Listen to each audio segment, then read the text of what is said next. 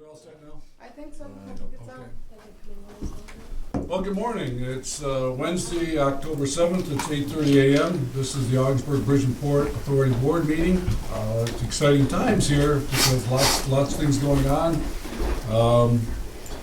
The airport project, just been, I don't know how to say, we've been awarded $7.6 million, but you know, when these things happen, it takes a lot of hard work with people behind the scenes and people who make important decisions. And obviously, at this point in time, to extend a great thank you to Senator Schumer, Senator Gillibrand, and Congresswoman Stefanik.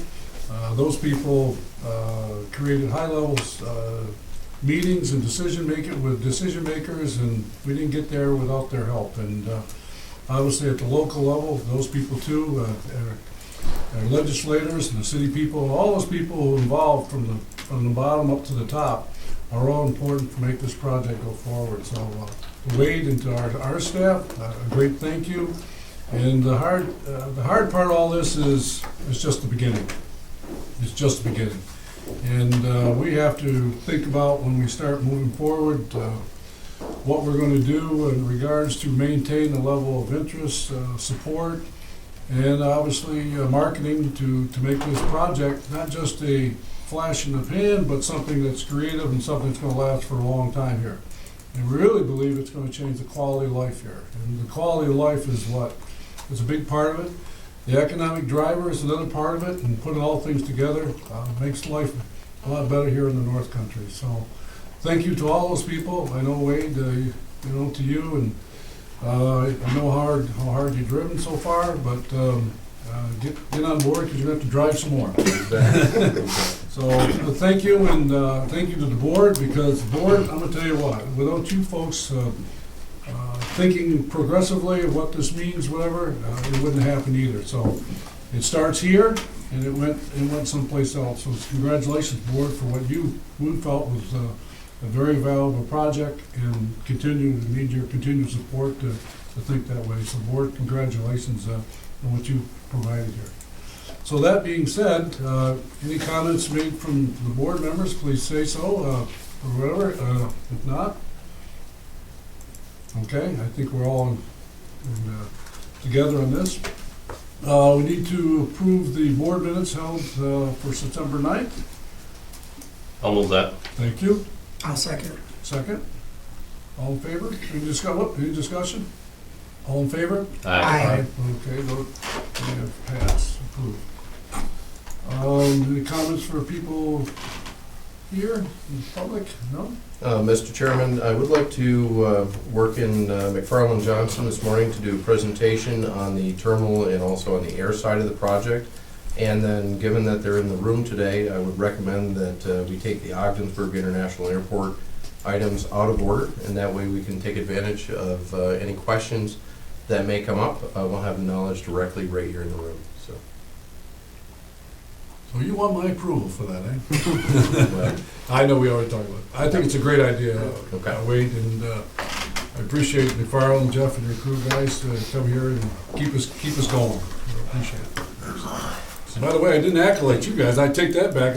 One little slide in there, okay, accolades, whatever. Actually, McFarland, you guys, whatever. Without you and your drive, we wouldn't got there. So, Jeff, thank you very much. Thank you. It's been a blast. Yeah.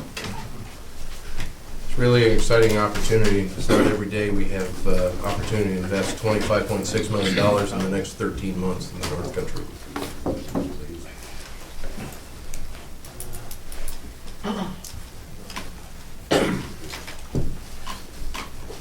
Also, I'll do a quick song and dance here while the technical issues are being resolved. Also going on this morning at the Dubisky Visitor Center is export to the U.S. Workshop that's being conducted, and that's why John and John are not here this morning. We have pretty good attendance at that, and I think at last check there were over 30 participants in that, so from U.S. and Canadian businesses. So At the end, I got up to 40. It got up to 40, great. And that's the event that we do annually with the U.S. Commercial Service, the embassy in Ottawa. So. I'll add a song and dance. Last night we were I was having a few adult beverages and got talking to the bartender, and Chris is wearing a tie, and she says, "You guys aren't from around here, what are you doing?" And so we explained that we're working on the airport project, and she says, "Is that really gonna happen?" And I said, "Yep, you're gonna see dirt moving on Monday." And she says, "Really? Where am I gonna be able to go?" I said, "You're gonna be able to go nonstop to Florida." And she says, "I can't believe it. They've been talking about this all this time, and now it's actually happening." So it really echoes what Wade's been telling us, the sentiment in the community, as we heard it for ourselves last night. So that was pretty cool. So, I'm gonna turn this around so I can face you. Just want to give you a quick update on where we are with some of the financial stuff. Chris and Scott will tell you a little bit about what's going on with the terminal, and Zach's staff from our office wants to talk a little bit about PFC's Passenger Facility Charge Program, with Allegiant coming in with larger aircraft, and that now becomes a much more significant piece of your financial puzzle here at the airport and with the authority. So let's go. Jeff, could you introduce everybody again here, just to review? Sure. Right. We've got Chris Kopek, who's We know managing Chris, the but I'm terminal. just saying, You know Chris, and you Yeah. know Scott, the architect and Fennick McCready. We've got Zach's staff. yeah. Zach's an airport planner, and he's a financial whiz. He does lots of financial planning, master facility charge. We've got Charlie Howe, who's an electrical engineer, and we got Chris Early, who's also in our facilities group, working on the terminal design project. Thank you. Okay. So I went back, we've done this a lot, so I went back and looked, what did we talk about in October of 2014, a year ago? What was on our minds when we came here and spoke with you? So a year ago, we were talking about getting forecasts approved. We were talking about the issues with the EA. We had big wetland impacts. We weren't quite sure how that was going to go, and the permits, and how long was that going to take, and what were we going to spend on wetland mitigation, and what were alternatives, and the schedule, and of course, the money. And I think we've checked all those boxes, except for, we're still working on the money thing to some extent, but that's headed in a good direction. So that just gives you an idea of how far we've come in the last year, and that's really moving at the speed of light in this business. Yeah, I mean, we compressed a 8 to 10 year process into about 2. So I talked a little bit about the agenda. We'll just talk a little bit about what went on yesterday. We had the pre-construction meeting yesterday, and construction is scheduled to start on Monday morning, despite the holiday. So very excited about that. In general, the contractor's plan is to start working on hogging out the new alignment for Route 68, and probably very shortly thereafter get started on the parking part of the project. And we'll go as long as they can, as long as the weather holds, but hoping they can get into December. So if everything holds with the weather and whatnot, they were talking about having the airfield construction complete sometime in September. In talking with the FAA, the earliest possible date we get the new approach to the extended runway published is going to be October 12th. So that's really the date when we're targeting to have it ready to go. I mean, people can use it probably before October 12th, but airlines won't, certainly not Allegiant. So we had a very productive meeting with the FAA a couple of weeks ago. They've agreed to essentially a 2-year funding program, and this is all subject to Congress doing what they need to do with the airport improvement program and FAA reauthorization, and that is a huge question mark. So I want to understate that, because that could be a challenge. The whole thing is contingent on the FAA approving a cold weather provision, which basically allows you to move forward with construction and get reimbursed after the fact. And that's, the cold weather provision is something that's inserted into the airport improvement program, the last reauthorization, to allow airports in the northern part of the country to get started without waiting for that process to play out. So they issued you a grant for roughly $7.6 million in FY 2015, which just concluded. That's about 41% of the project. The nods and the smiles we got indicate that they intend to fund the rest in FY 2016. Congress has authorized or extended AIP through March. It's basically a 6-month extension. And I was at the FAA last week, and I believe that their intent is to issue as much as they can in the first 6 months of the fiscal year. So they can't write checks yet, but hopefully by spring, when construction gets going again after the winter shutdown, more FAA money will be coming. So we'll be pushing hard to make sure that happens. We're going to get the grant application into the FAA very shortly for the rest of the money, and then see what path it takes from there. Jeff, what is the flexibility of all of a sudden, December 12th, we're working right along great, and all of a sudden a snowstorm comes in, boom, we're done. Yep. All right, now, all of a sudden, 4 or 5 years ago, I remember golf, we played golf in March. Remember, it was, okay, are they ready to jump on track? The contractor, yeah, they're ready to go. They, I think if they could work right on through the winter, they would, but, it's just a matter of can they work without creating extra work for themselves, because of soil conditions especially. They are ready to go? They're ready to go, yeah. Who makes that decision? Do we have a say in that? Yeah, you will, and, that's something between us as the engineer and you and the contractor will be talking about. I anticipate we'll be meeting regularly over the course of the winter and there's a few things that will go on during the winter. Be by the phone. Oh, yeah. Yeah. I mean, if you think about it, it's in their best interest to get it done quickly because it takes the risk out of the job for them, because they bid based on some assumptions about materials prices. Those can go up or down, so, from their perspective, they're probably gonna go up, so from their perspective, they wanna compress the job. In that capture, do we have any penalties?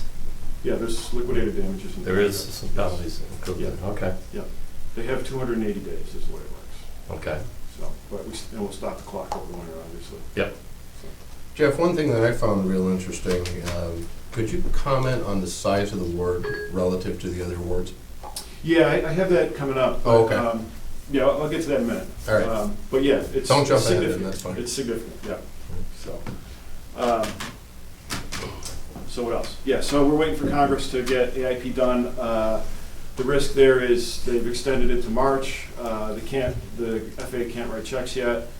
The AIP reauthorization is going to collide with the election here very shortly, because we've got a presidential election coming up next year and half the Senate's running for president, it seems. So it's a little bit hard to forecast what's going to happen, but at the FAA level, my belief is that their intent is to fund the rest of this in FY 2016 in some way, somehow. So they believe they've started this, they want to finish it. So we're going to keep thinking happy thoughts about that. So. The grant did include almost $2 million for your preliminary costs that you spent all right for the design and the environmental assessment and all those other costs that you've been incurring so far. So the first drawdown was completed on Friday, and I don't know if the money showed up yet, Fred, but it should be No, that's in the account this morning. So first drawdown is like $1.8 million, and then there should be another 140,000 or so coming shortly thereafter. So we're getting the money flowing in the right direction. So the core permit was issued a couple weeks ago, so we're good to go there. And we had a pre-construction meeting yesterday. So I think that was a very productive day yesterday. We got a lot of stuff going. So this is the slide. So this is sometime last spring, I think I shared with you what the discretionary level of spending was in New York. You see the number jumped up quite a bit in 2015, largely due to a $23 million project down at Republic Airport on Long Island, and this one.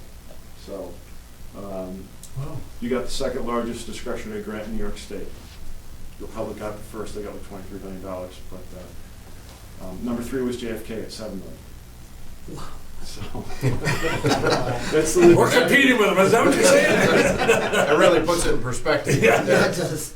So I went and looked nationally because I was curious, and you were number 68 out of 426. And if you look at the airports around you on the list, you're Boston Logan, Philadelphia International, places like that. So you're in the big time. It's exciting stuff. So next year you'll be higher on the list because next year you're looking for more money. It's impressive. Yeah, that's really impressive. Yeah, well, I think it's a reflection of all the hard work that everyone's done. And you did get a huge assist from your elected officials. So just looking ahead, you get $150,000 a year in entitlements, assuming the program doesn't change significantly. So, your 2016 money is all going to the runway, we know that. So now we're talking about what happens beyond 2016. When you get to the 10,000 employments, then your entitlement goes up to $1 million a year. So right now, we're forecasting that will happen in 2019. Very unlikely, but it could happen in 2018. I think for planning purposes, and the FAA agree with this, we should assume that's going to be 2019. We're like a month off. Yeah. No, really? Yeah, I mean, that's the way they explained their year was, Yeah, yeah. yeah, and I think with some of the things we've been talking about, one of the things that's gonna hurt or delay hitting that 10,000 is the impact of construction on your employments, because there's gonna be some times when the runway's not open during construction and those sorts of things, so. You got a lot of discretionary money this year and next year. I don't wanna say you're in the penalty box, but I think it's gonna be a while before the FAA comes back around to giving you discretionary money, unless there's something that's really high priority from their perspective. So I think we're a couple of years out before we can really talk earnestly with my budget and discretionary money. Let me talk about that a second. Who knows which way the tail's gonna wave the dog here, but, you know, we have a terminal building, Chris, that we don't know if it's big enough or it's too big, whatever it wanna be. So what happens 5 years out and we realize this program is bigger than we ever thought of? We're gonna get to that. But yeah, I mean, that's concerned. Terminals, in general though, it's really hard to get discretionary money for terminals because they don't score very high. You know, they have Right. the FAA has their national priority ranking. Runways, they get the money first. Taxiways, airfields, when you start getting into terminal stuff, So that's a different game plan. that's a different game, yeah. Okay. Yeah. So we'll just have to see. It's a nice problem to have. It would be a great problem to have. Yeah. Love to be a part of that problem. Yeah. So thinking about funding priorities, there is still the unresolved issue of the approach lights. We've agreed with the FAA to try to kick that can down the road as far as we can. That's about $1 million investment to move the approach lights. I think, there's a tug of war going on within FAA over how to resolve that. Right now, there's no money to deal with it, so we're just gonna kick the can down the road. I believe, and I think the folks in New York agree, that really what we ought to do is take a look at the approach and see what makes the most sense from a long-term perspective, rather than just saying, we got this system now, we wanna move it. There may be a better way to address that, so. On the CIP that we're gonna talk about in a second here, we're showing the approach lights getting relocated, but I think that's still very much up in the air, and that will be, there'll be some ongoing dialogue about that in the coming year. I think, to get to your point, Sam, we're not very far away from having to think about what happens next with the terminal. As I've said before, it's a 6 to 8 year process to do it the right way. As far as the planning and the environmental and the design and the construction. So, if it's a 10-year solution we're working on right now, we're, 2 to 3 years out from needing to start thinking about what happens next. But I do think you want to get a couple years under your belt to kind of see how things go before you start going too far down that road. But that's certainly on our minds. On your CIP, or on your master plan, I should say, rehabilitation of taxiway A and itinerary apron was identified as a project in the near to midterm, so we're keeping that on our radar. We'll sort of see how that goes.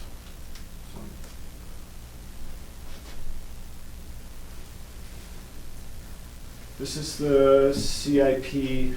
This gets updated and sent to the FAA every year. I know it's probably hard to read, but I showed 15 and 16 up through 20 on here. So you've got the runway. The runway is going to consume all your FAA money for 15 and 16. There's no two ways about that. We've got the terminal area identified as authority funded on here. Hopefully some money comes from somewhere else. In 2017, we're showing design and permitting of the approach lights. Again, we're hoping that changes, but there's going to be some ongoing dialogue. And then construction of the approach lights in 2018. I do believe you'll be able to get discretionary money for that, because if that's the way that whole process unfolds, that will be a priority project for the FAA. They'll find a way to fund that. And then when you get into 2019, you start talking about, all right, now what are we going to do? What's the next step with the terminal area? So that would be a terminal area plan and drainage study. This, again, gets updated every year, but this is kind of the concept we're working with already. You get me to one spot here, whatever, and it's kind of interesting to think if the FAA thinks that we're a high priority at this level here, competing with everybody else, how do we go after other agencies or other funding sources because the FAA thinks we're important, how do we sell that somewhere else on the line here?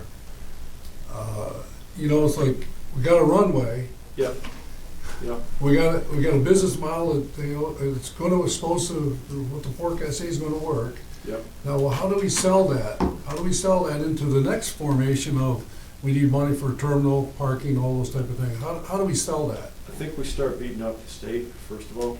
I think both from a political and from the New York State DOT perspective, the Aviation Bureau, make them aware. I think it's worth, you know, scheduling a sit-down with the aviation folks and let them know what's going on here. Well, the clock's ticking. Clock's ticking, yep, yep. I mean, they know, the folks in New York State DOT, they know this is happening, but I don't think they really, you know, they don't have much context, they just know there's a big project going on in Ogdensburg right now. They don't know all the whys and the wherefores, the details, so it's worth, One of the things we have going into the aviation capital program coming up here is the water and sewer to get it to the terminal. It's about, round numbers, about a $750,000 application that's going to that program. This CIP goes to New York State DOT, and we'll get that in their hands. You know, it's just been updated, but we'll get that in their hands in the coming days, and so I think that'll probably spark some. What's your role in the funding? What's What do you do to help us with the funding? I mean, obviously, we had some lobbyists and stuff, and we're doing things, whatever. Do you have any ideas and work with us on this, or we have to carry this on our own? We keep our eyes open for any sort of grant funding that may come out. Okay. I think we do a really good job of putting together grant applications that are. I know you have, I'm not Yeah. trying to say, but Yeah. I just. And I think yeah. that's the main thing, but there's the political part that comes from it. And you guys have been tremendously successful. Zach and I were talking about on the way over here that when I first met you and you were talking about, you know, we're gonna do this and we're gonna do that, we scratch our heads going, how can Ogdensburg have that kind of influence? But you've demonstrated over and over and over again you do, so we're Well, leaders. What I heard at the ADO was determination. Yeah, yeah. It was determination. Yeah. Our determination, what we really, and our passion for what we wanted to do was a selling point. Yeah.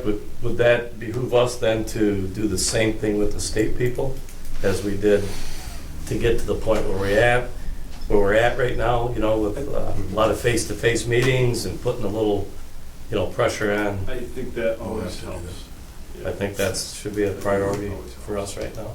And I would think, Doug, that, you know, since federally, they're saying this is such a big and important project to the area, I would assume that our state officials would want to attach themselves to something that's been Absolutely. identified as a big project for this area, especially when they're representing this area. Mhm. We're counting on that fact. I think, Can I chime in? Yeah, go Something, you know, we've had some success too. I know you were asking about other grant programs that we could assist with. You know, we've had some success through the CFA process, Empire State Development in the past. I know you guys have gone that route. You know, we've had a couple successes through that.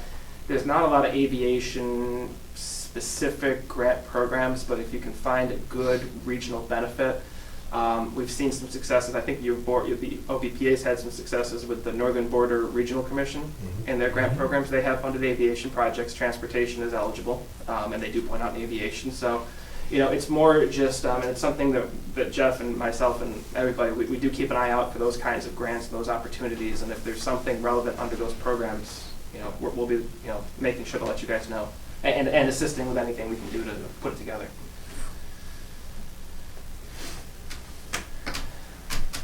so, yeah, so we're always looking for those opportunities. We know there's definitely a need.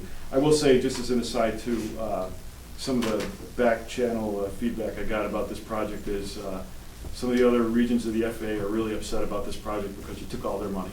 So, We took a lot of people's lunch money in this project. there's some airports that did not get projects funded because the money came here instead. Right, at that point, I'll turn it over to Zach to talk about PFCs. Thank you. Well, then kind of going off the conversation we had earlier, you're looking at other sources of funding. Passenger facility charges is one of the ways the FAA is looking at commercial service airports such as Ogdensburg, helping to fund their improvements going forward. A passenger facility charge, PFC, I'll use the PFC acronym most of the way through, is a charge that's added to the purchase price of an airline ticket. So if you go to capeair.com and you buy a one-way ticket from Plattsburgh to Albany, you'll see, I think it's $49, and the taxes, and then at the bottom you'll see passenger facility charge, $3. That is your money. That money comes directly from Cape Air to the Bridge and Port Authority. And it is a fee that is utilized, and I'll get into some more detail of what it is, but to help pay for infrastructure improvements at the airport.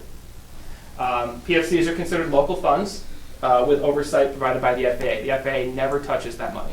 It comes directly from the air carriers to the authority. So the FAA helps oversee how you spend the money, but they don't touch it. It's considered entirely local money. And PFCs can be charged by public agencies that control commercial service airports. Ogdensburg. The air carriers, as I said, send the checks directly to the authority. They do get to keep 11 cents from each PFC for their administrative burdens. The nice thing of this is they pay you the PFCs based on when somebody buys the ticket. So if I were to go buy tickets, say next June on Allegiant, to fly out of Ogdensburg in December, you would get that check from Allegiant that next month after the ticket was bought. They don't hold it until the person actually flies, so you get that money right away. The air carriers are required to keep it in escrow, so in the event, and there's been some issues in the past with them not, but if they were to go bankrupt, that money is still yours. They keep it out of their general fund, so if there's any bankruptcy protections or whatnot, the PFCs are not under that. That is your money. They're just holding it for you.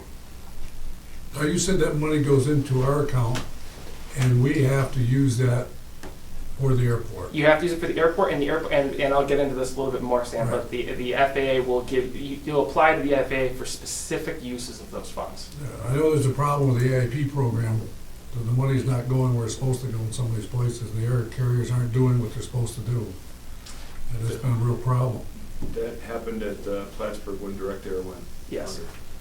Yeah. Yes, and Direct Air, and similarly when American went bankrupt, they had some issues with some of their PFC checks were they were not being processed correctly. They were bouncing just because they went bankrupt. Everybody got their money, but Yeah. there were some issues right after they went bankrupt. What you'll see with the more stricter regulations on how AIP funds are spent, you're going to see a much heavier reliance on passenger facility charges going forward. To the point that there's even some discussion in Congress of raising the cap on PFCs so that the commercial airports are required to spend even more of that money on projects and less reliant on AIP. So we're really reimbursing ourselves. Is that true? Yep. Okay, so we take that money, then all the money that we, okay. Yep. All right. Exactly. So, you mentioned That's a big that you have to get approval to use That's it, a big thing. but wouldn't our share of some of this cost of the expansion at the airport? Yes, be- and that's yeah. We're going to get into that, but that's exactly what my goal is to take all of your local share for. So we can't. The parking is ineligible. It just as it is under AIP, it's also ineligible under PFCs.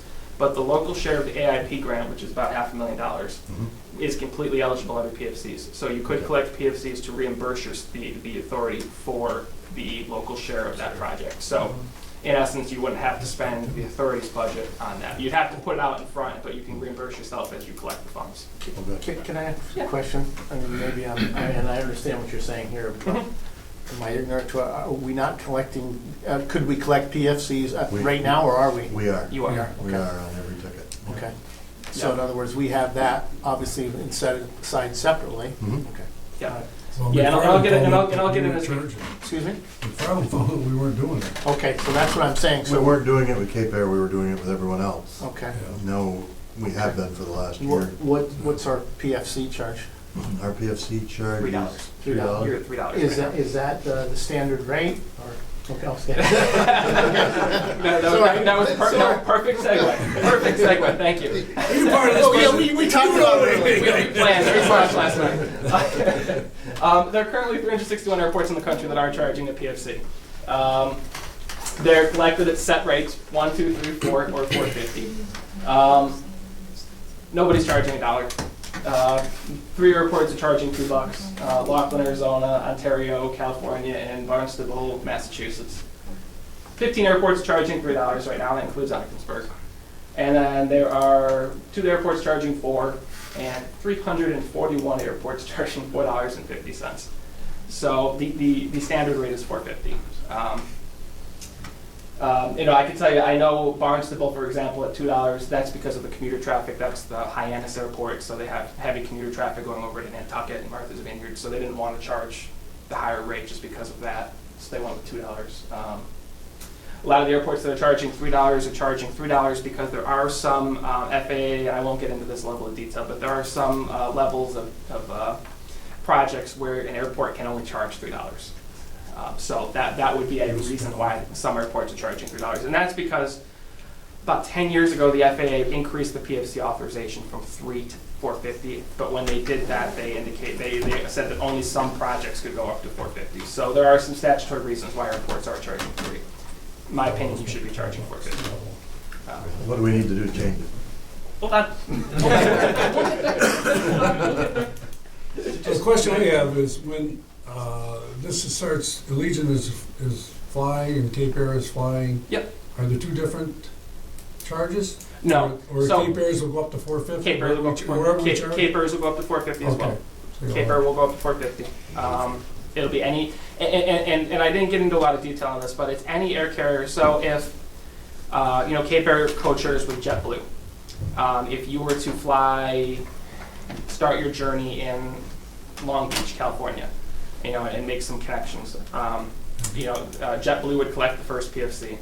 But when you leave to fly out, since you bought your first ticket on JetBlue, JetBlue actually collects the PFC for Ogdensburg, so you would actually get a check. I'm sure you probably do get a couple checks from JetBlue. Yeah, so JetBlue is, it's the air carrier that takes the passenger on the first leg of their journey.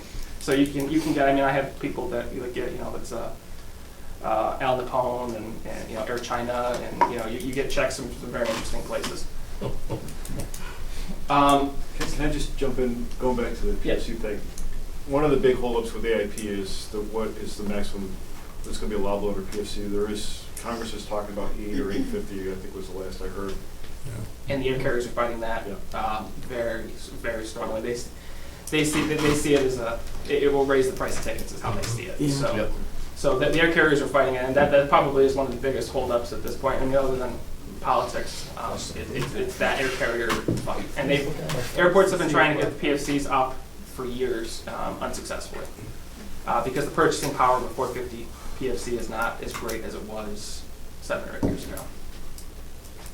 So like I said, airport infrastructure improvements can be used for PFCs. The typical rule of thumb is if it's AIP eligible, it's PFC eligible. So like I said, parking lots, no.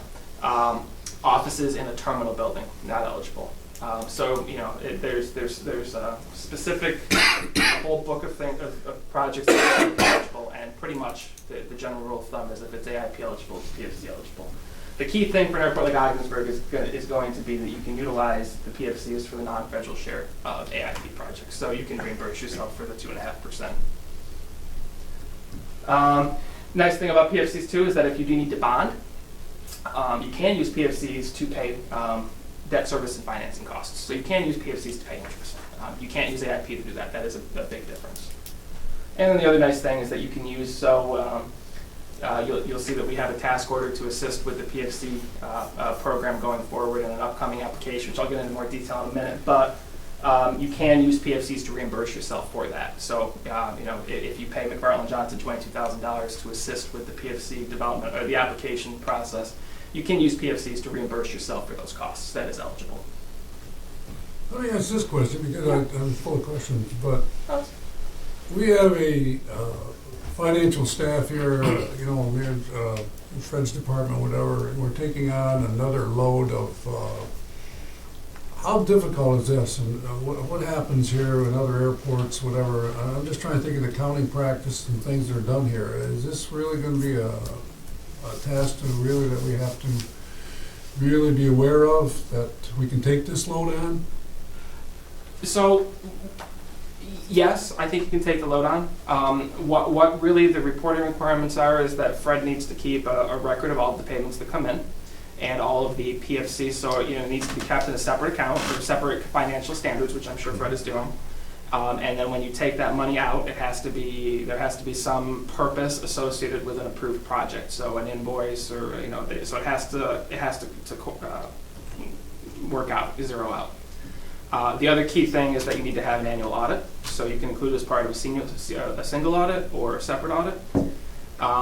And you have to do quarterly reporting to the FAA. So you have to go onto a website and you have to enter in how much money you received in that quarter. You get some schooling on that? Is there training for that? There is not training, but I can walk you through it. Because I'm not saying Fred's not able to do it, the question is all the things that we do, I'm speaking for Fred. Well, here. We're doing it now. Yeah, Oh, We're doing it now, but we're not. I know, but I mean, at this level, is it gonna change much? No, because at the level it's not going to change any. Allegiant doesn't interline tickets, so Allegiant's going to be the only one selling tickets on their routes. So you'll be getting one more check a month from Allegiant in that sense. So we don't have any recording responsibilities, they do it, they just. You do it, and you do it, and honestly, what we can, I think it's part of our task order actually, is even helping with some of the reporting, assisting with that. I do all of the PFC reporting for Nantucket, Massachusetts, Elmira, New York, have been for years. Okay. So and I do it monthly. You're required to do it quarterly. I do it monthly because I find it to be easier, a better way to track it. But that's something I believe is part of our task order, is kind of helping Fred. The only key thing is that he has to keep track, and I know he does for anything. So when he takes money out of the PFC account and puts it into the general fund to reimburse, just keeping that record so that you can have backup that you Okay. used it for a legitimate purpose. But We don't do that because we never have Yeah. taken any money out of the PFC account. oh, see, so so it's clean. That'll be a new one. Yeah. Just $20. What's current balance in that account? 19,000 something. Yeah, okay. Well, So, but and that's something, like I said, I've helped a ton of airports do it. It's of the practices, and I know in talking to the Chemung County Treasurer's Office, it's one of the simpler accounting practices they do. It's not, especially you won't receive that many checks, and like I said, you're only going to really receive one more, and that's from Allegiant, unless you get other airlines, which would be nice. But We get one check per month from each Yeah. airline that we get them from. yeah, and you just you note who you got it from, how much, and go to the bank. The application process is actually fairly simple for an airport the size of Ogdensburg. They had what they call a non-hub notice of intent. It's for airports that are not classified as hubs by the FAA, which is not Ogdensburg. It's a much simplified version. It's my favorite, to be honest. It's much less paperwork. It takes less time. As part of the application, you have to identify projects to be included within the application, which I'll go through. I've already kind of pulled out a couple samples. And you have to identify the rate of collection. So you have to figure out if you're going to keep charging $3, if you're going to go up to $4.50, if you're going to go down to $1. That's something you have to do as part of the application. As part of the application, you have to have a coordination meeting with your air carriers. You have to provide a written notice to the air carriers, and I would include, so in this instance, it would definitely be Cape Air, and since you know Allegiant's coming, you might as well include them too, because you know they're coming. You have to have a meeting, which we'd have, you'd have up here 30 days after you mail them the notice and let them know that you're going to be doing this. After that, they have 30 days to certify agreement or disagreement with a project that's included in the application. And if they don't respond, then they've agreed. And in most instances, they don't respond, so they've agreed. You also have to do a public notice, which is a simple notice of every project you're going to include. The FAA, for this purpose, lets you just put a notice on your website, and that is sufficient. You could do a legal notice, you can do an ad in the paper, you can do a press release, you can do it however you'd like to do it. It can be as simple as a note on your website to a full-out campaign. That's up to the authority. if they disagree, Mhm. then we just sit down with the air carrier Yeah. and try to negotiate what a fee would be that would be conducive for both. Yeah, and I don't think they're gonna. Yeah, they may dispute the fee, but you've seen as almost every airport that's charging a PFC is charging $4.50. Okay. And I can tell you, I mean, I've had instances where they did make like I noted, I've done the PFC program in Nantucket. I did get some pushback on the level of the fee there, And it was successful. We know we overrode it and went to the FAA and they approved it. So just because the air carrier disagrees does not mean that That's the end. it is the end. And then the other note too is that I very rarely have ever seen any disagreement, especially if you're only doing local share of approved projects. It's a pretty cut and dry because you're doing improvements at the airport for them, especially in what you guys are doing with the extension. It is definitely a project to support the air carriers, and they know you need to pay for that somehow, so you're either going to get the money to pay for the local share out of their landing fees or whatever, or out of PFCs, so this is a good way to do that. We've had a couple of airports try to sneak in a project like for a GA apron kind of thing where the carriers are never going to touch it, and they will push back on that. They want the projects to benefit them. So. And as I've noted, a lot of times it's hard to even get the attention of the air carriers. It would have to be something controversial or very expensive in most instances. Cape Air has been pretty good. They'll probably come up for the meeting. Allegiant may call in, but in my experience, they usually don't participate. Cape Air is usually pretty good and pretty involved. If they don't come up, they'll at least send their station manager to participate. The application process, so, after we've gone through all the various coordination periods, the 90 days of notifications and whatnot, you submit the notice of intent to the FAA, and after you submit it, they have 30 days to make a decision. The 30 days is really the perk of the non-hub program. Any other application is 120 days, so they only have 30 days for these, so it's a real quick turnaround. The FAA doesn't like it because it's quick. And then upon their acknowledgement and approval, you would notify the air carriers of the approval and the requirement to collect PFCs. And then that would go into effect the first of the month, at least 30 days after notification. So if you sent the letter on May 15th, it would not go effect on June 1st, but it'd be July 1st. It has to be the first of the month, and it has to be at least 30 days. What I didn't talk about in here is that your existing program, we would also, at the same time as doing a new application for 450, I would also recommend going back in and amending your old application and bumping that up to 452, so that we're not trying to plan for when the $3 is going to expire, and then the air carriers have to keep track of that, and then remember that it comes some date in the future they have to bump it up to 450, and just bump it up to 450 now and be done with it. That's pretty standard. A lot of airports did that when it was the 450 was approved 10 years ago, so it would not be a surprise to the air carriers. So from a schedule perspective, we want to have this done and in place by October 1st of next year.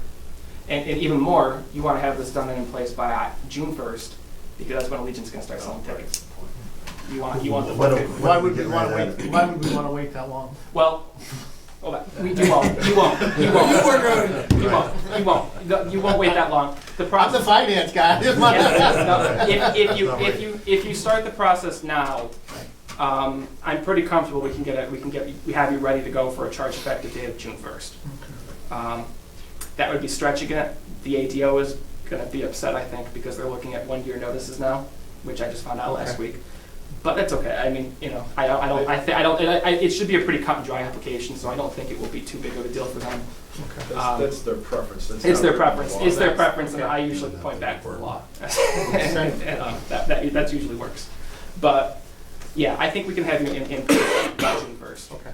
And that's my biggest thing is I just want to make sure that Allegiant's not selling tickets for the free and then bumping up to 450. I'd like to keep it to the continuity.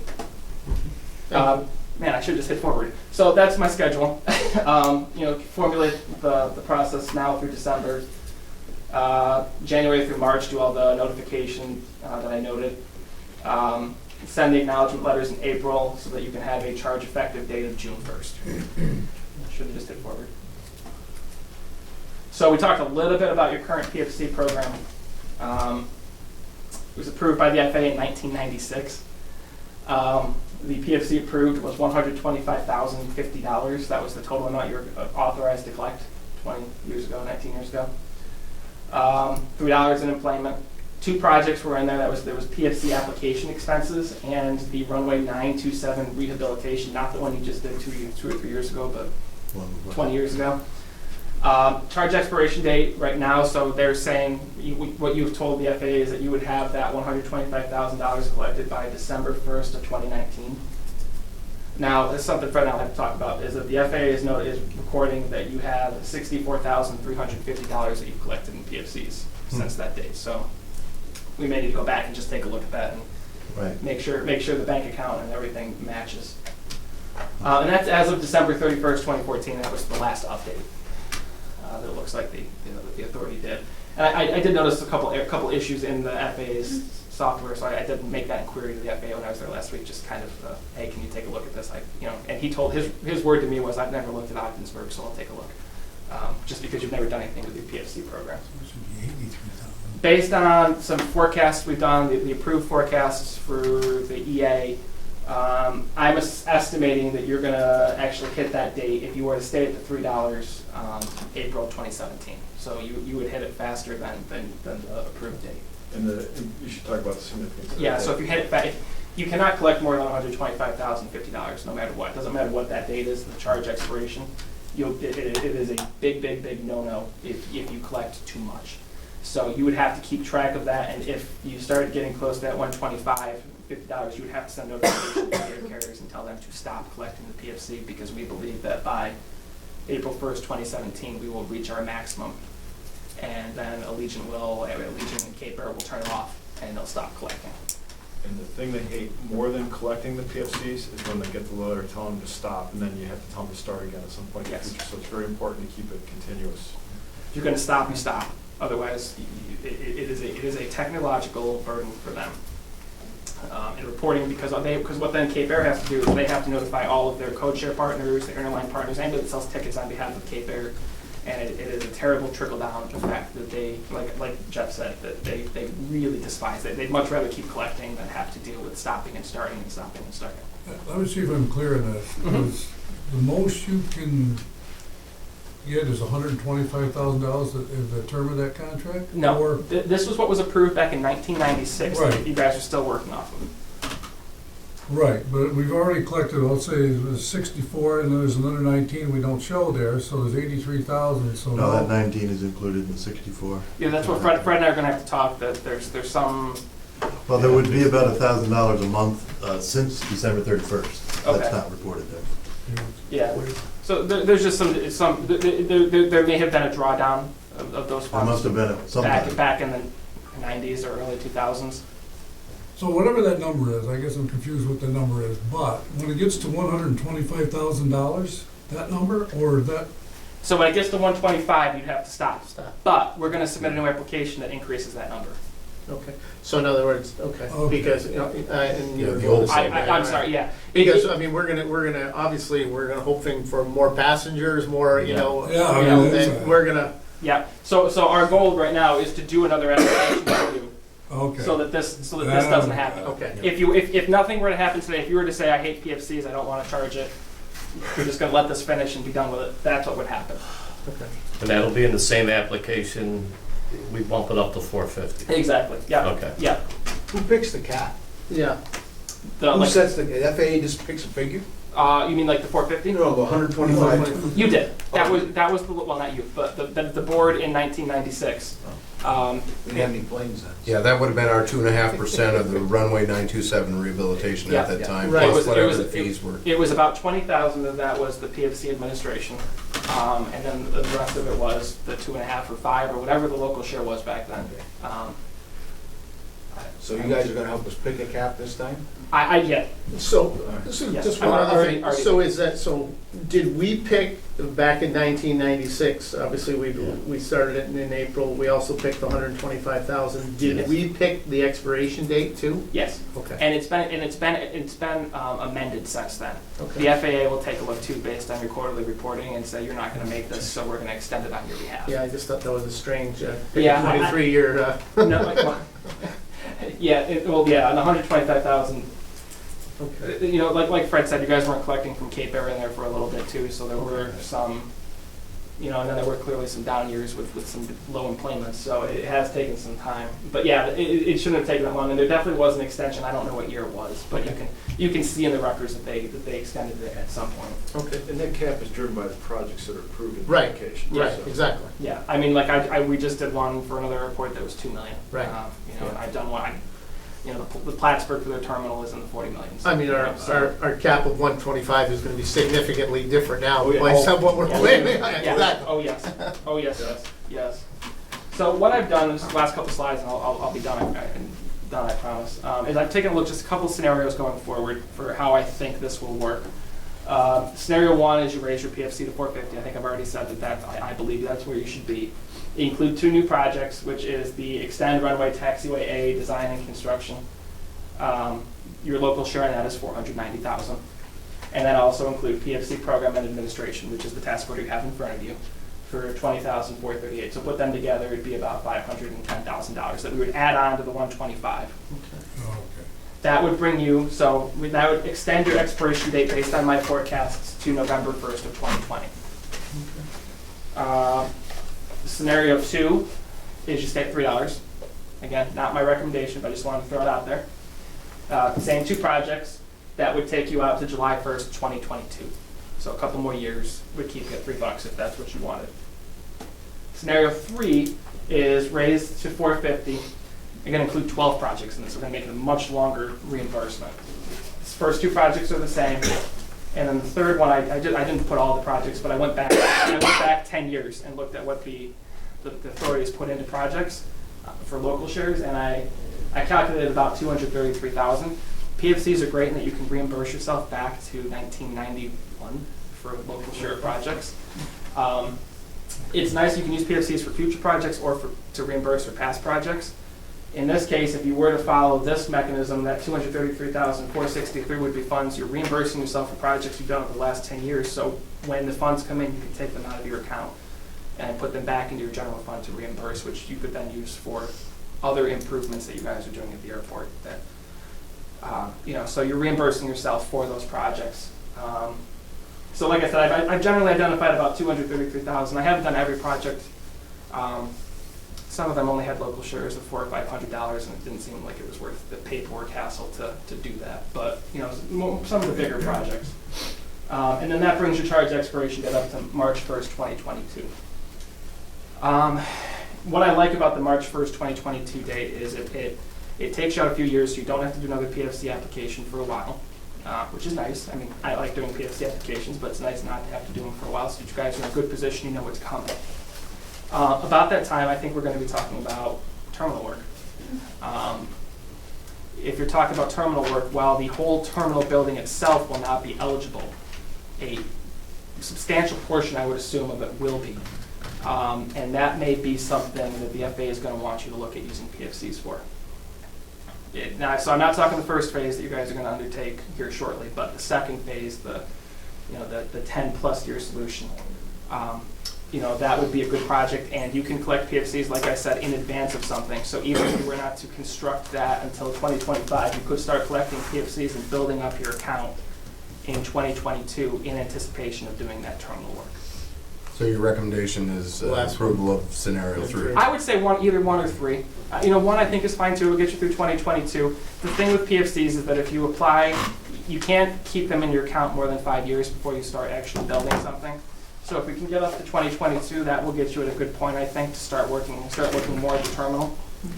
But also, I mean, I think by including the $233,000, I mean, we got to use the opportunity of reaching back of what we've done, because God only knows how long that provision will stay in, right? That's true. Yeah, and I've even heard a little bit that may be going away sooner than we think. That's what I'm saying. So things change. Yeah, well, things change. And if I'm hearing you correctly, that 233 can be put right back into the general fund? Because you're reimbursing for funds that came out of the general fund in the past. So That's a no-brainer. That's a no-brainer.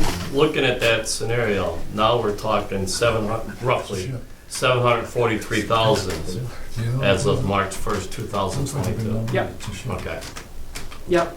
Yep. Yep. And that, like I said, that is the nice part about reimbursing. When you go forward and start doing new projects, then it gets a little bit more but when you're going back into the old projects, that way you can put it in. You guys have expended a lot of money for improvements to the airport, and that will continue. And then this is, so you might as well do this now while you can. Right. And then going forward, you can use the PFCs to plan for future expansions. And like I said, the terminal will be pretty hefty, I assume, so that will probably tie up your PFC program for years at that point. But now would be a good time to do this, and with Allegiant coming in, bringing in a significant number of employments, and especially with the runway extension. I mean, the runway 27 taxiway design and construction really is a no-brainer, especially for Allegiant. So. So I see a lot of head nods and side discussions. Anybody have any issues with scenario 3? Because that's the path we'll put them on then. Okay. What we'll need to do is there'll be some pretty significant coordination with Fred on that, because I made some estimates based on some AIP spreadsheets of grants that were authorized, so I'll need to go back with Fred and we need to go through some files and actually figure out what you guys spent. I can make some assumptions based on the grants that were offered, but I don't know what the, sometimes you don't spend all the money. So you can find the actual numbers and go back and do that, so. Good. So that's all I got. I can hear about the terminal. I like those kind of presentations. Everybody likes the money guy. Especially when it's going, Only when it's good, yeah. Well, that's coming this way. I bet I didn't come before. Remember, my terminal building's a lot less expensive than the extension. We've come a long way with the terminal building. What I wanted to do today is just give everyone an update on where we are with regard to the schedule. I'm going to let Scott talk a little bit about the floor plan and show a few renderings on what the floor plan looks like and some of the viewpoints from the land side and air side. And then I will wrap it up pretty quickly with where we are budget-wise, and then end with a couple value engineering options for you to consider as well. So with that, I will jump right into the schedule. This should look familiar to everyone. The dash red line indicates where we are today. We're about 3 weeks or so from hitting the streets with this project. Come a long way. Again, going to be a busy 3 weeks for everyone. And so we're anticipating this is going to hit the streets last week in October 27th, 28th time frame. It will be out to bid for 4 weeks. We plan on having a pre-bid meeting the first week in November. November 4th, I believe, is what we're planning. That's where contractors can come in. They can walk the site, pose any questions that they may have. As part of this 4-week process too, that's contractors have their chance to review all the documents and again pose any questions they may have. We'll answer those questions in an addendum process, and then we're proposing that the bid opening is the Monday before Thanksgiving. I believe it is Monday, November 22nd or 23rd time frame. With that, we would then review the bid documents, or review the bid tabs, ask the right questions with the contractors, make sure that they have everything covered, and we proposed a recommendation of award to you in early December. You can act on that with regard to your schedule, and then either mid to late December or early January. We have construction going on with a mid-October end to the construction. Chris, we'll open the bids here. Yeah, we have. Like we did before? We have that scheduled for here at Okay. your typical 3 p.m. I think it is. Okay. So, if there aren't any questions on the schedule, I'll move on. I'll send it off to Scott if you want to just give a brief overview on where we are with our floor plans. Yeah, so I'll do this real quickly because I think we've been through this 3 or 4 times, and the reality is the plan really hasn't changed much since we met originally. There's been tweaks here or there, but if there's anything specific you want me to go into, I'm happy to, but I'll be quick. So again, overall floor plan is the same. The addition is pretty much the same size as it was in the original layout, just to orient everyone. So the existing building comes to where are we? Right here. So that's the existing floor plate. This is the addition. The front of the building up to this point right here is all we're keeping as much as possible. That was the goal originally, is to do as little demo as we possibly can. There's been a few things as we've moved on where we've had to demolish some extra walls, but generally we're in similar shape as we were originally.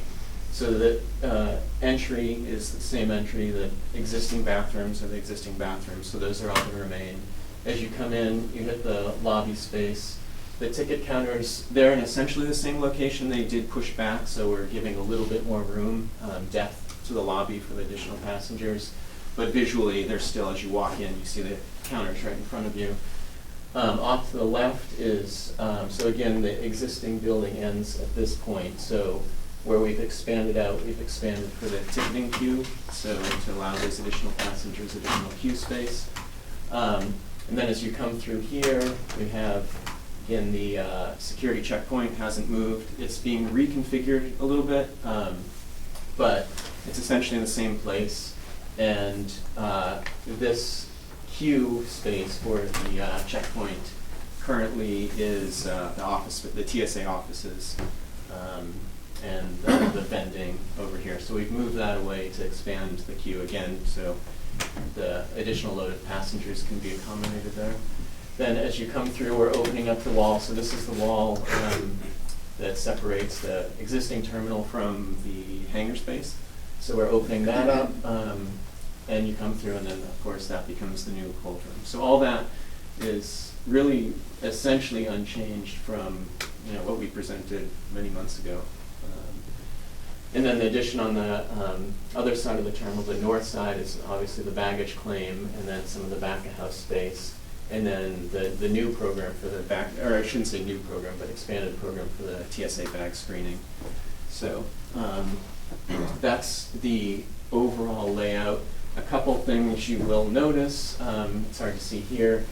You see a funny wall that looks like it's in the middle of the ticketing queue, so we can talk about that. Canopies, still where the intention is to have canopies at all the entrances around the building.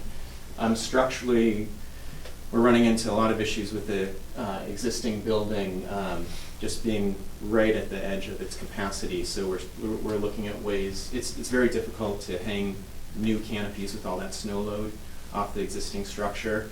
So we're trying to be as efficient as possible, reusing the structure where we can, but we're probably going to have some additional columns to support those canopies, so we're still working through that. So we're going to have a busy 3 weeks coming up.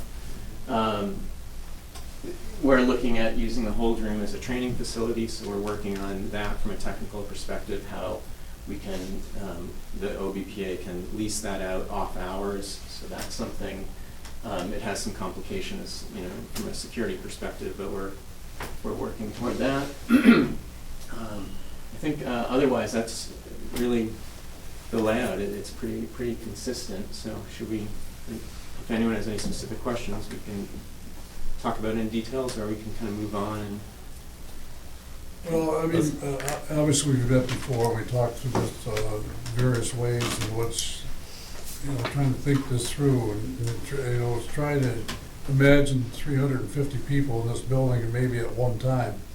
I mean, that may be a high number or whatever, but I mean, that's still all you think of.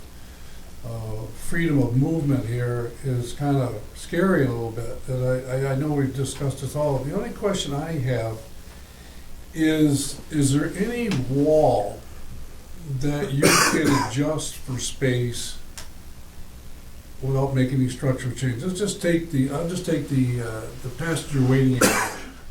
sure. And this area there. Yeah. Like just say that outside wall you want to attach to, let's just say, people attach with a slope roof, whatever, and we build a little room out, whatever, so we can accommodate a little something out there, maybe, I don't know, just say 20 feet by 50 or something, I don't know, just some crazy numbers, whatever.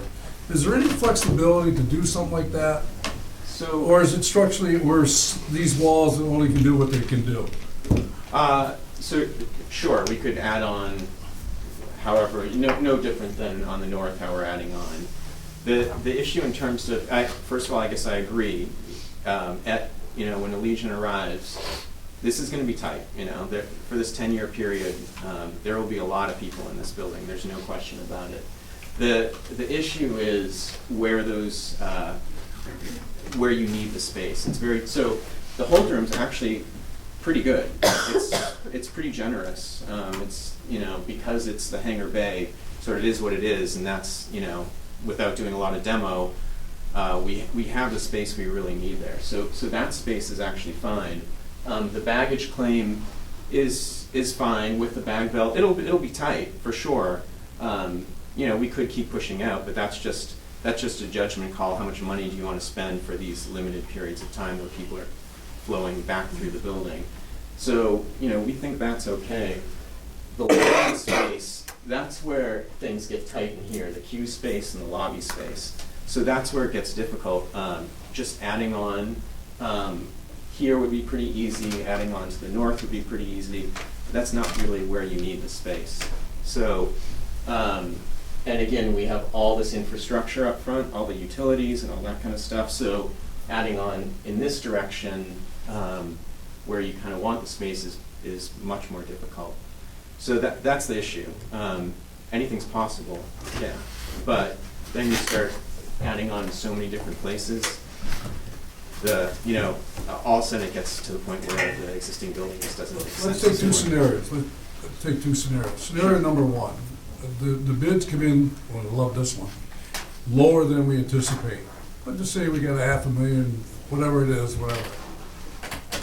Is there any adjustment to use that money, or is it just say, thank you very much, that's the savings we get?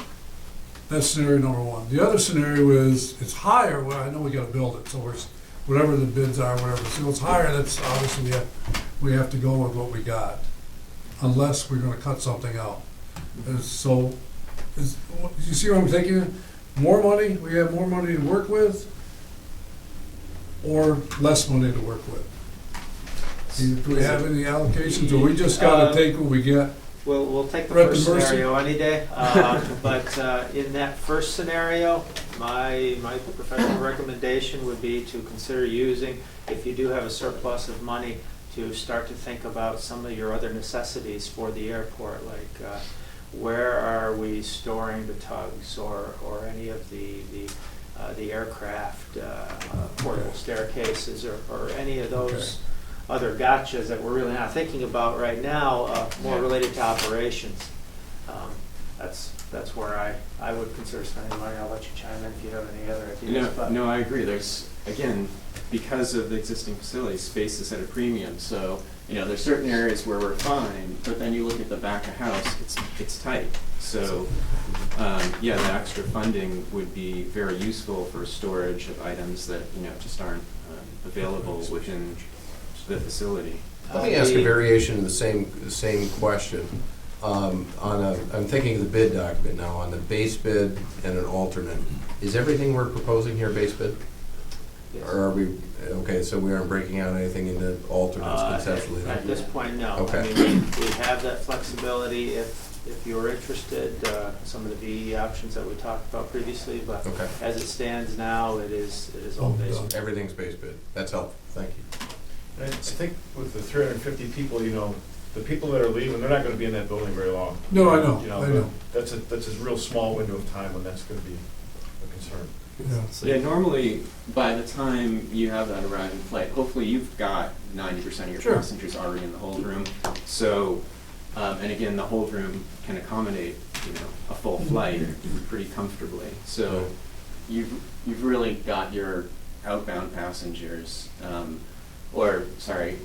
deplaning passengers in the rest of the facility. So there's not too much crossover. There might be a few stragglers that are coming in through the ticket counter. And then, we talked originally about how people are going to come off the plane and they're going to want to get to the restroom. So there could be a little crossover there.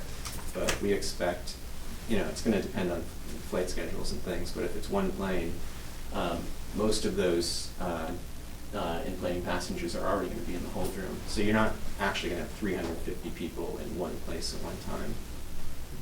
Theoretically. Yeah. My only point is if this comes in over bid, after looking at Plattsburgh last week, just having the opportunity to stop in there, I don't think there's any room to cut back on different things in that area right there. But the thing that concerns me the most is going through the thing to get your tickets. Yeah. All right? There's not a whole lot of space from that front door to where that's going to be, number one. And number two, now you got the people coming off the plane. And as you said before, they're going, that space right there, that scares me. If there's, to me, from a board's perspective, if there's one experience that we don't want to happen is that whole area, where people are trying to get to the ticket booth, standing there with their bags, You got people coming off of the bags, you know, just, I'm really concerned about that area right there. Doug, that's actually one area where security helps us, because they're gonna close the security station 30 minutes prior to departure. So anybody that's getting ready to leave the airport has already cleared TSA and is in the Holding area? So they don't actually, you won't actually have a physical space conflict with the folks coming off the plane and the folks getting on the plane, because there's gonna be that minimum half-hour delay when security shuts down prior to the departure of the leave. That'll take care of itself. Yeah, there's a Yeah. couple of things we've tried to do. So the ticket counters, actual counters themselves, there's 4 positions. So this is partially a staffing issue. You know, if there's only one agent there, well, yeah, that's gonna be a tough spot. So like many issues that, you know, where we can't solve it with the square footage, it has to be solved in some other way. Last night we talked about it. You know, there's some things we can solve with technology, a lot of other things just have to be Sure. solved with, you know, people, you know, and staff. So that's one thing, there's a little bit more ticket, you know, positions available to process those people through that space quicker. The other thing, just as a note, the entrance to the ticket queue is down here, so it's pulled as far away from the lobby as possible. So as people filter through, there's still all this corridor space that technically can become queue. So we did everything we could do to prevent, like, the That right natural there. solution, you would say, is you come into the queue Yeah. here and then Go that way, yeah. queue that way. So we've done something that maybe is a little unconventional, so we'll have to sign this well so people understand this. But we've pulled everyone down as far away from that lobby as possible, so that, you know, to try to mitigate those, because Okay. they're real concerns. So within the sort of confines of what we've got, we've tried to do the best to clear out that space as quickly as possible. Well, you definitely have to do something with that wall. What's that? You definitely have to do something with that wall. Yeah, so should we? I mean, I know you talked about it, but I know you're working on it, but I mean, to me, it just doesn't make any sense to have that wall in the middle of a room like that. And I Yeah, don't we- know how you I-beam it or whatever you have to do with it, but you'll figure it out, I know you will. Well, that's one of the problems with this building, its construction. I mean, the engineer can speak to it, but there is no physical way to remove that thing. We've been around the barn and back again on that particular issue. And I'm It's sure to you'll be- address that when you get to that point. Yeah, in the we can- It's to presentation. be very cost prohibitive. Once you start getting into, and this is coming from a mechanical engineer, but once you start getting into the cross bracing components, these buildings are designed on the cheap to be structurally just as sound to support those buildings. So I take out a cross beam, and now I'm getting into basically, it could have a trickle effect where now I have to bring the whole building up to current structural code, which turns into a real That's something else, okay. Well, I know you know that number. What is that number to make that thing go away? Just Not the cheap. localized structural components, and that's assuming it doesn't send the whole building into a domino effect. It's $100,000.